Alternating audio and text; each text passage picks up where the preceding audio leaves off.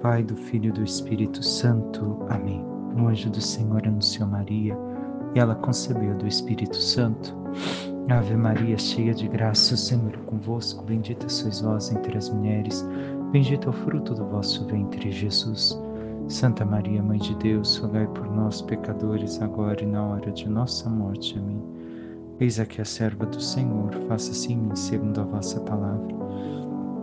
Ave Maria, cheia de graça, o Senhor é convosco. Bendita sois vós entre as mulheres, bendito é o fruto do vosso ventre, Jesus. Santa Maria, Mãe de Deus, rogai por nós, pecadores, agora e na hora de nossa morte. Amém.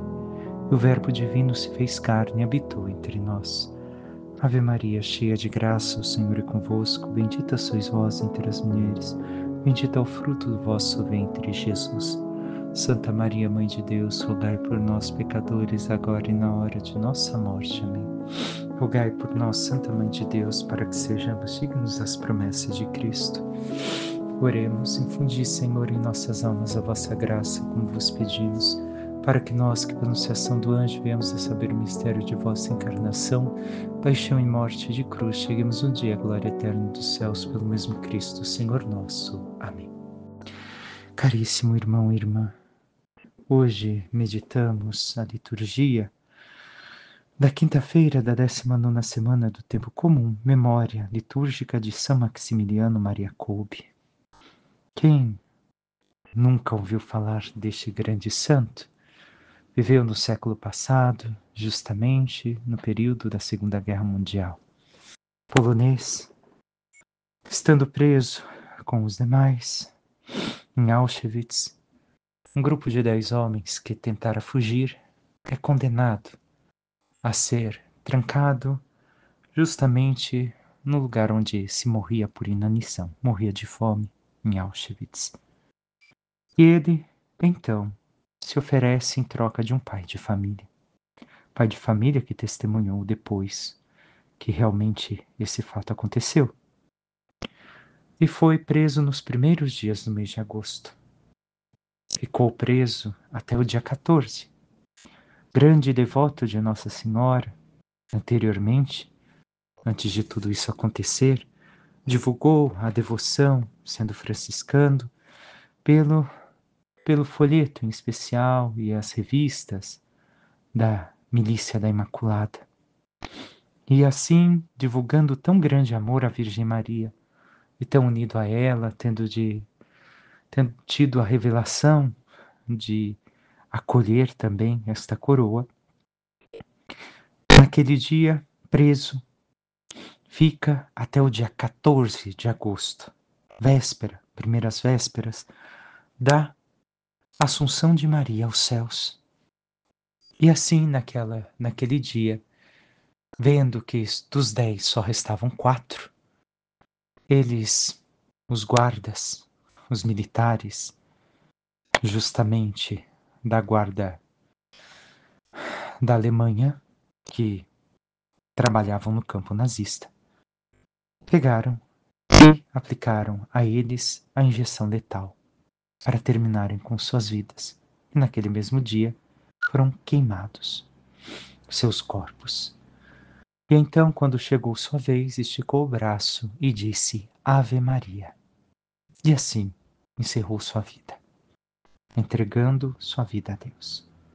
Aqueles que foram visitar o campo de concentração e estiveram onde esteve São Maximiliano falam que naquele lugar onde ele esteve tem um círio pascal continuamente aceso, mostrando a fé, o Cristo vivo e quantas almas aquele homem também pôde salvar. Tendo escutado um pouco de sua vida, entremos na liturgia, nas leituras. No livro de Josué que hoje começamos, já no 3º capítulo. Naqueles dias o Senhor disse a Josué: Hoje começarei a exaltar-te diante de todo Israel, para que saibas que estou contigo, assim como estive com Moisés. Tu ordena aos sacerdotes que levem a arca da aliança, dizendo-lhes: Quando chegardes à beira das águas do Jordão, ficai parados ali. Depois Josué disse aos filhos de Israel: Aproximai-vos para ouvir as palavras do Senhor, vosso Deus. E acrescentou: Nisto sabereis que o Deus vivo está no meio de vós e que ele expulsará da vossa presença os cananeus. Eis que a arca da aliança do Senhor de toda a terra vai atravessar o Jordão adiante de vós.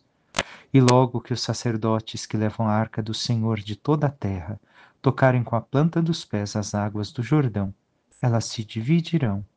As águas da parte de baixo continuarão a correr, mas as que vêm de cima pararão formando uma barragem.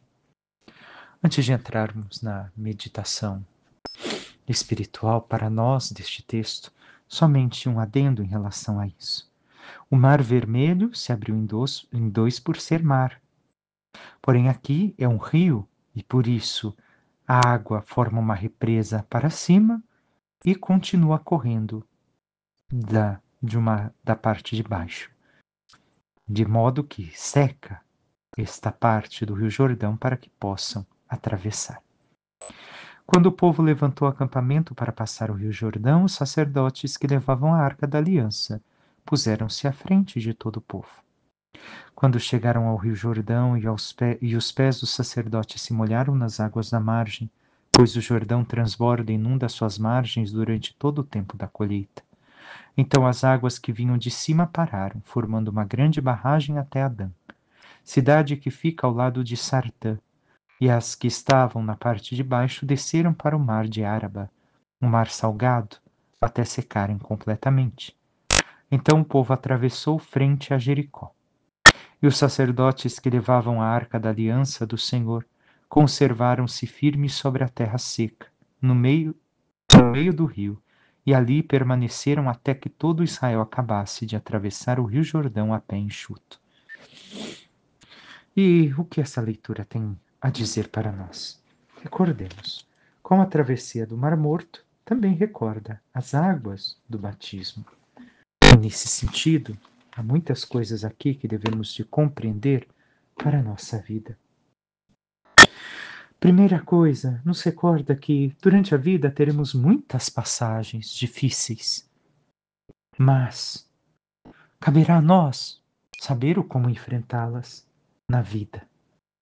Podemos fazê-las sozinhos ou podemos fazê-las confiando em Deus.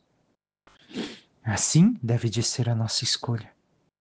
O mar, as dificuldades, recordemos, o mar é aquele que mata por afogamento, segundo os textos bíblicos. E segundo a própria analogia do batismo, nós um dia morremos por afogamento pelo batismo e nascemos filhos de Deus. Então, tenhamos em conta isso, que a escolha é nossa. Ou atravessamos sozinhos e podemos nos afogar nas águas das dificuldades, dos problemas, ou confiamos em Deus e seguimos adiante com Ele, que nos ajuda a atravessar toda a dificuldade. E para isso, é necessário seguir os mandamentos de Deus, seguir o Cristo, seguir também os 10 mandamentos, como fora para o povo de Israel. Sem isso, não conseguimos chegar a uma terra nova, não somente a terra dos céus, mas fazer a travessia da nossa vida, de passarmos de meras criaturas que vivem unicamente a natureza humana, para vivermos como aqueles que vivem realmente a vida espiritual. Como aqueles que vivem a graça de Deus, que vivem do sobrenatural. Ainda tenhamos em conta que tanto o povo de Israel quanto nós atravessamos para entrar num mundo hostil. Um mundo hostil aos filhos de Deus, aos filhos de Israel. A cada um de nós. Deus poderia ter organizado tudo, preparado um lugar maravilhoso para o povo de Israel entrar sem nenhuma dificuldade, sem nenhuma luta. Mas não é assim. Deus quer que façamos um percurso no abandono, na confiança, para nos purificar do egoísmo, da nossa materialidade e da incapacidade de compreender o que é bom e o que é mal, sem a sua instrução. É isso que devemos de fazer. Fazer este percurso, abandonando, confiando verdadeiramente no Senhor. Mas muitas vezes não é isso que fazemos. Desconfiamos, murmuramos. Não nos abandonamos, pomos as nossas seguranças em nós, ou até mesmo nas pessoas, na ciência, mas Deus, nem sempre. Compreendamos, é necessário fazer este percurso. E quanto nós temos feito? Realmente o temos feito?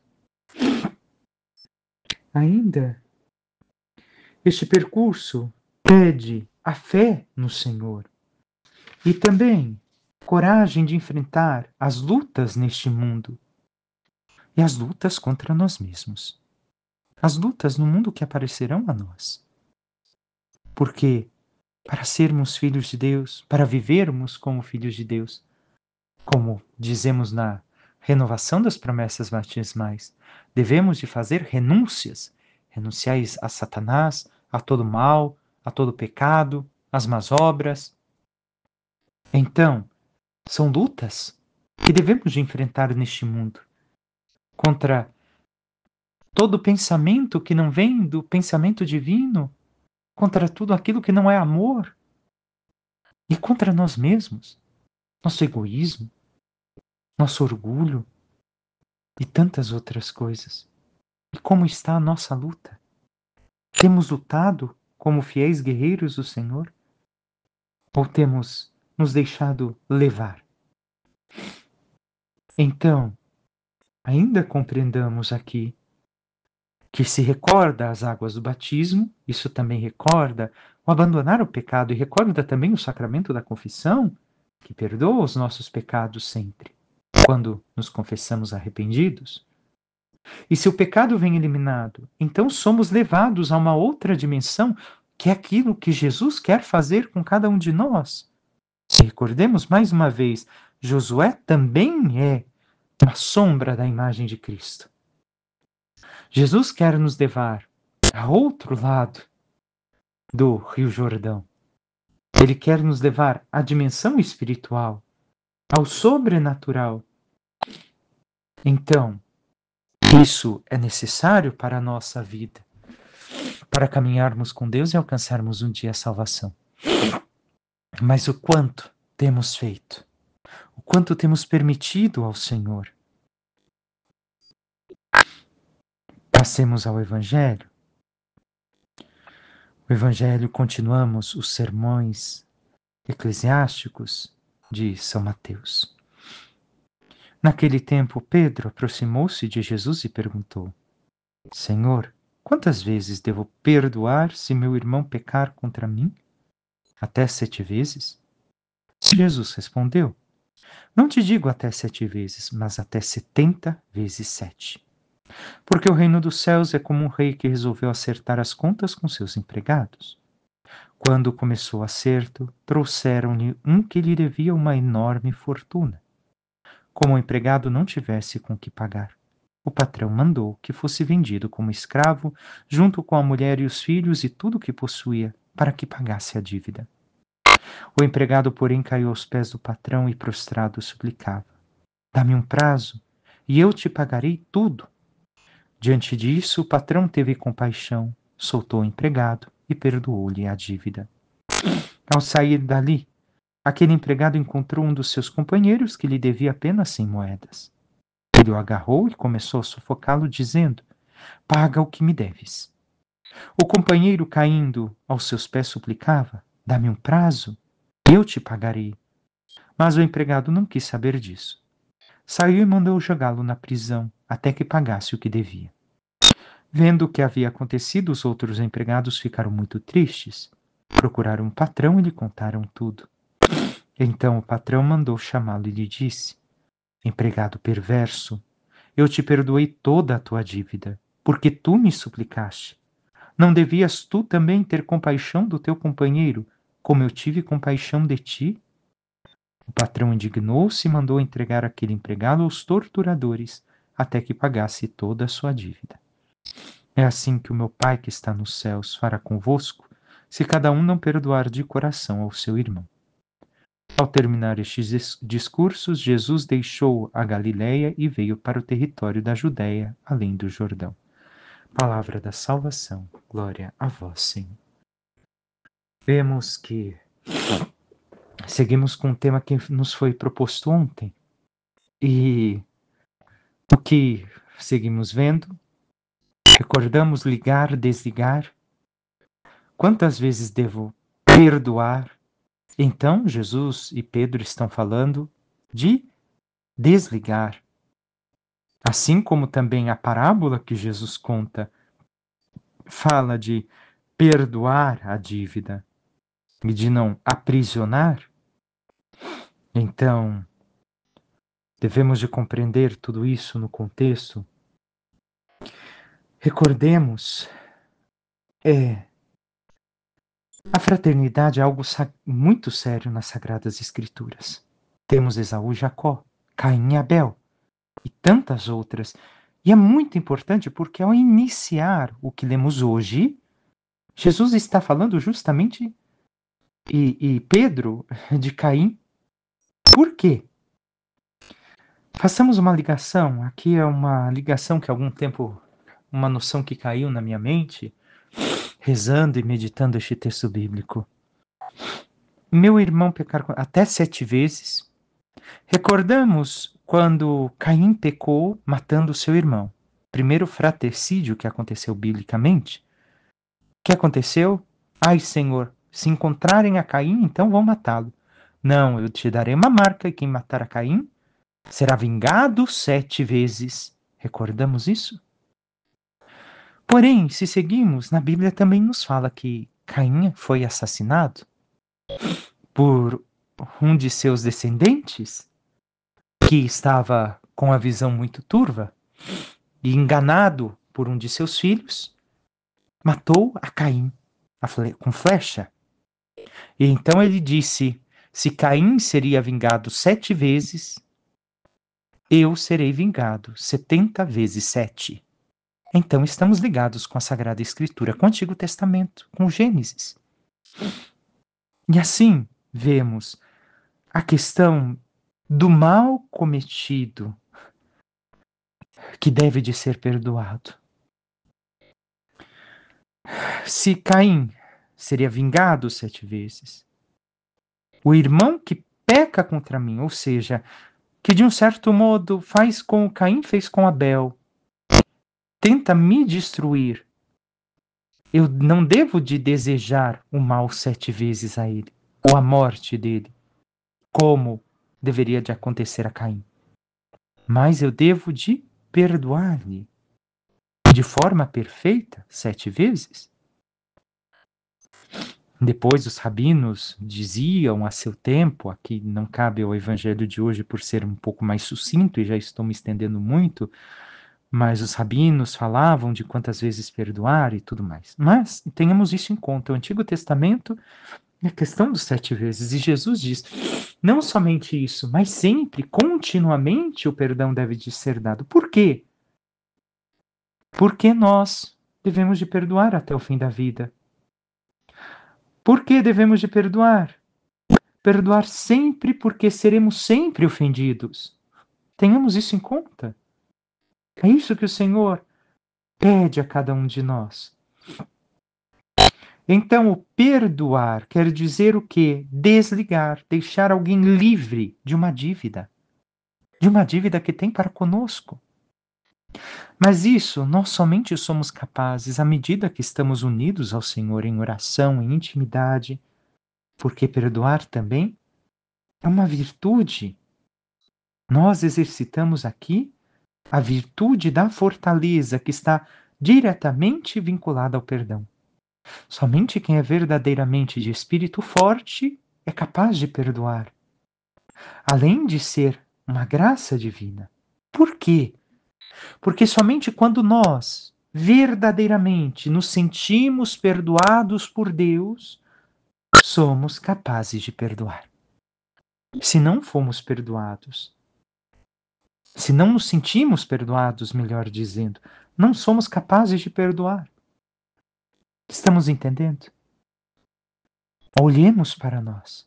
Se existe uma falta de perdão antiga em nós, não digo de um fato que ocorreu ontem, mas algo que se estende ao longo da nossa vida, quer dizer que mesmo quando nos confessamos, não nos sentimos perdoados por Deus. Porque se nós fomos perdoados, nós somos capazes e nos sentimos perdoados por Deus, somos capazes de perdoar aos demais. E ainda outras coisas a ter em conta.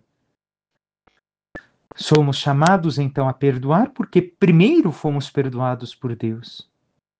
E devemos de nos libertar, desatar, desligar do ódio. Por quê? Porque o ódio mata primeiro a nós, nos faz sofrer. Se eu encontro com a pessoa que eu odeio, entre aspas, eu me sinto mal, eu não me sinto à vontade, eu me sinto perturbado. Então, o ódio está matando a mim mesmo. Está me fazendo sofrer, está me destruindo. Temos perdoado? Tenhamos em conta, irmão e irmã, talvez a ferida aberta ainda é recente, aconteceu ontem, anteontem, é uma coisa que realmente dificulta, mas eu não posso carregar isto para o resto da minha vida. Assim que é sanada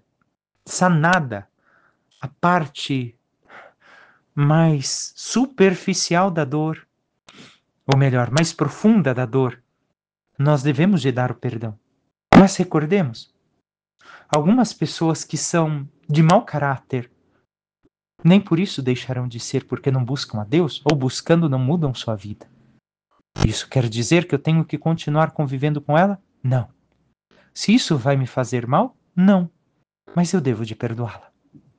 O perdão eu devo de dar. Não necessito conviver. Se isso vai acabar atrapalhando mais do que ajudando no caminho da graça. Rezo por ela. Se precisar um dia de mim, vou socorrê-la. Mas não preciso estender o sofrimento por uma convivência que eu sei que me fará um mal. E Jesus fala da questão do perdão. Aquele que foi muito perdoado tinha uma dívida enorme. Somos nós para com Deus. Deus é amor infinito. Cada ofensa que fazemos a Deus, diz Santo Afonso, é uma ofensa infinita. Se Deus nos perdoa, é um perdão infinito. Quem somos nós para negar o perdão? Aquele que nos deve tão pouco. Nós devemos muito mais para com Deus. Então, demos o perdão aos que necessitam. Perdoemos a todos, mesmo que seja necessário um pouco de tempo para dar este perdão. Não neguemos. E recordemos que Jesus fala que nós devemos de perdoar de todo o coração. O que quer dizer isso? Coração na Bíblia quer dizer a totalidade da pessoa. Então, com todo o nosso ser, nós devemos de perdoar. Não é uma questão de sentimento. Mas, integralmente eu perdoo a pessoa. Com a minha alma, a minha consciência, o meu coração, a minha vontade, está perdoado. Eu desligo, desato o nó que foi dado na minha vida, para que eu possa viver em paz, para que eu possa viver no amor.